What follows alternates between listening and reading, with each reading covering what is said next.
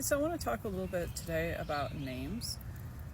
You won't see my name, Laura Riley, on the philosophy book once it is published, which will probably take a good year from now anyway, because I decided recently to create a different identity, or not an identity, but a pseudonym, a different name. And writers do this for a lot of reasons. We write a lot of stuff, some of us. I write a lot of different things, and I don't necessarily want them all associated with a particular name. In fact, a lot of the stuff I write doesn't have my name on it at all. It doesn't even have a pen name. It will be ghostwritten. And, for a while I used to write memoirs for a company, and my name did not appear on it, and their names did, and that was fine. And people think that's a big deal. Like, don't you want your name on that? No, because in a lot of cases, what you write is not about you. It's about the client, and it's about what they need and what they want. And my name is not really important to that project. So there are a lot of projects where my name might not appear, or it might appear as a different name. And that's really, really common, a lot more common than people who don't write might think. And like I said, it's also really not a big deal.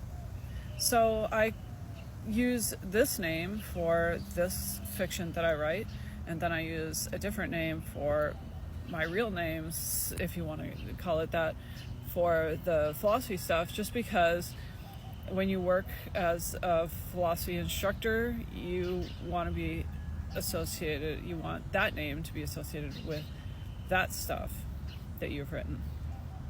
So like I said, it's a really common thing. It's generally not a big deal, and non-writers don't always understand that, but names are not that important.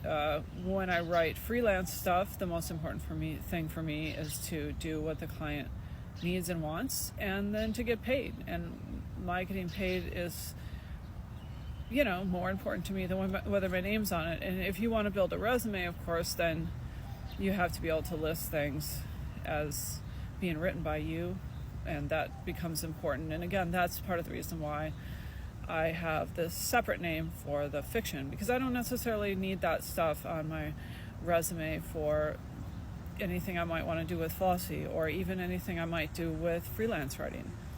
Freelance writers, people who hire freelance writers are not necessarily very impressed by the fact that you might write some fiction. They want to know, can you write an article about mattresses? Can you write an article about orthodonty?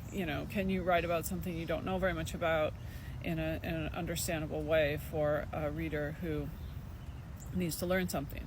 And that's completely separate from fiction writing. So they don't really want to see that stuff. So it's good for us to kind of keep those things separate. And so that's why I have two different names that I use, and why some things appear without a name on them at all. So that's kind of the basics of that. And if you do want to read the things that are under this name, you can read The Devil at Kmart, Life, Love, Lutefisk, and Battle of Bands on Kindle Vella. Check those out under this name, Laura K. Riley, and hope that cleared some things up for some people.